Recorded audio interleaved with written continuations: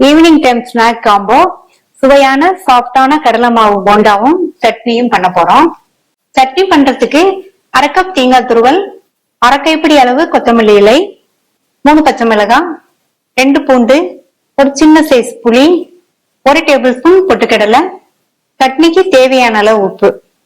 இதுல 1/4 கப் தண்ணி சேர்த்து இந்த கன்சிஸ்டன்சிக்கு அரைச்சிட்டு வேற ஒரு பவுலுக்கு மாத்திட்டு தாளிப்பு போட்டுடலாம். இந்த பேன்ல 1 டீஸ்பூன் எண்ணெய் சூடாயிடுச்சு. 1/4 டீஸ்பூன் கடுகு, 1/4 டீஸ்பூன் உளுந்து, ஒரு காஞ்ச மிளகாய், கறிவேப்பிலை. தாளிப்பை சட்னியில சேர்க்கிறேன். 1 கப் கடலை மாவு, 1/2 கப் அரிசி மாவு, 1 டேபிள் ஸ்பூன் மைதா மாவு, 1/2 கப் கட் பண்ண வெங்காயம். வெங்காயத்தை இந்த மாதிரி சின்ன சின்ன கியூப்ஸா இருக்கிற மாதிரி கட் பண்ணிக்கோங்க. 1/2 டீஸ்பூன் பொடியா கட் பண்ண இஞ்சி, பொடியா கட் பண்ண 2 பச்சை மிளகாய், 2 காஞ்ச மிளகாவை இந்த மாதிரி சின்ன சின்ன பீசஸ் ஆக்கி சேர்த்துக்கலாம்.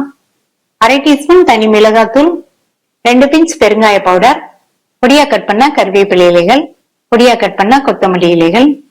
இதுக்கு தேவையான அளவு உப்பு. எல்லாத்தையும் நல்லா ஒண்ணா மிக்ஸ் பண்ணிக்கணும். அடுத்து கொஞ்சம் கொஞ்சமா தண்ணி சேர்த்து போண்டா மாவு பதத்துக்கு பிசைஞ்சுக்கணும்.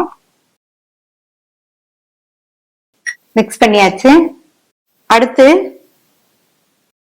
இதுல 1 டேபிள் ஸ்பூன் சூடான எண்ணெய் சேர்க்கிறேன். எண்ணெயை சேர்த்து நல்லா இந்த மாதிரி மிக்ஸ் பண்ணி விட்டாச்சு. மாவு இந்த கன்சிஸ்டன்சில இருக்கிற மாதிரி பாத்துக்கங்க. இந்த மாதிரி திக்கா வேணும். கடைசியா இதுல 1/4 டீஸ்பூன் சமையல் சோடா, கொஞ்சமா தண்ணி சேர்த்து மறுபடியும் நல்லா ஒரு தடவை மிக்ஸ் பண்ணி விட்டலாம். நம்ம போண்டா போடுற டயத்துக்கு சமையல் சோடா சேர்த்தா போதும். அவ்வளவுதான், மாவு ரெடி ஆயிடுச்சு. கைய தண்ணியில நனைச்சிட்டு கொஞ்சம் கொஞ்சமா எடுத்து இந்த மாதிரி எண்ணெயில சேர்க்கணும். இந்த மாதிரி இப்ப எண்ணெய் விட்டு சூடாயிடுச்சு. கொஞ்சம் கொஞ்சமா எடுத்து இந்த மாதிரி எண்ணெயில சேர்த்துடணும். எண்ணெயில சேர்த்ததும் ஸ்டவ் லோ ஃபிளேமுக்கும் மீடியம் ஃபிளேமுக்கும் நடுவுல வச்சுக்கோங்க. உடனே டிஸ்டர்ப் பண்ணாம கொஞ்சம் நேரம் கழிச்சு லைட்டா இந்த மாதிரி திருப்பி விடணும்.